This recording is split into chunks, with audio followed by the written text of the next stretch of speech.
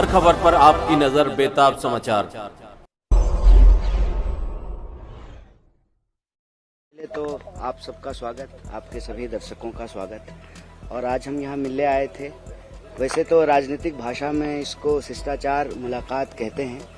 लेकिन मैं व्यक्तिगत तौर पे समझता हूँ कि ये हमारा एक आत्मीय मुलाकात थी,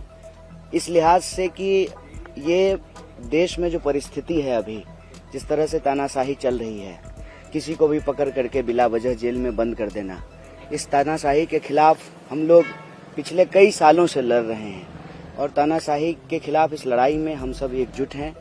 तो उनसे हम ये बात कहने के लिए, उनको बताने के लिए कि इस लड़ाई को हम लोग सब मिल करके लड़ेंगे, एकजुट होकर के लड़ेंगे और देश में संविधान और लोकतंत्र को जिस तरह से समाप्त किया जा रहा है,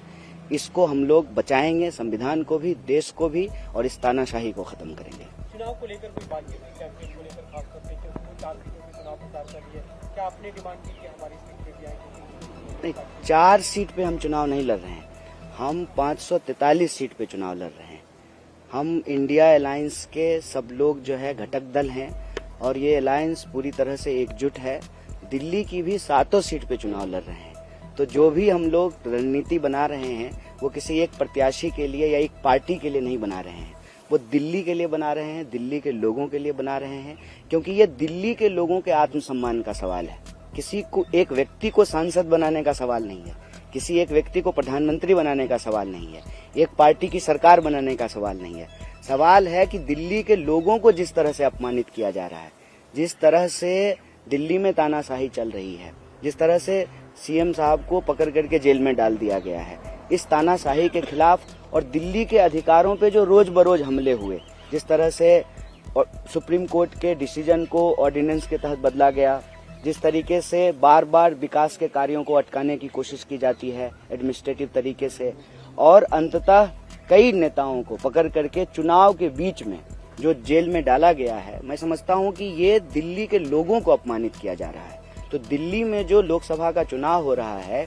ये दिल्ली के आम लोगों के आत्मसम्मान की लड़ाई है और दिल्ली के ऊपर जो तानाशाही थोपी जा रही है, देश के ऊपर जो तानाशाही थोपी जा रही है, उस तानाशाही के खिलाफ दिल्ली के लोग एकजुट रहें, एक साथ रहें और हम सभी सीटों पर, 7 सीटों पर मिलकर के लड़ रहे हैं और मिलकर रणनीति बना रहे हैं। अच्छा, कांग्रेस में भी फूट है आपके नाम को लेकर, लवली छोड़ देते हैं, खत लिखते हैं, आपका नाम भी का भी जिक्र करते हैं, तो इसे आप किस तरीके से देखते हैं? क्योंकि चुनाव के दौरान ये होना तो क्या नुकसान होगा या फिर किस वजह से आप मान रहे हैं? अव्वल तो जो है वो पत्र मुझे नहीं मिला है,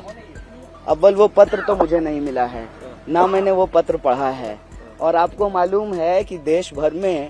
बीजेपी जो कर रही है वो ज्यादा खतरनाक है। रादर देन कांग्रेस के किसी पार्टी के नेता ने इस्तीफा दे दिया, उससे ज्यादा खतरनाक चीजें देश में हो रही है। हमने देखा कि सूरत में क्या हुआ, हमने देखा कि इंदौर में क्या हुआ, हमने देखा कि खजुराहो में क्या हुआ। मैं तो दिल्ली के लोगों को भी कह रहा हूं कि आप सौभाग्यशाली हैं, आपके पास मौका है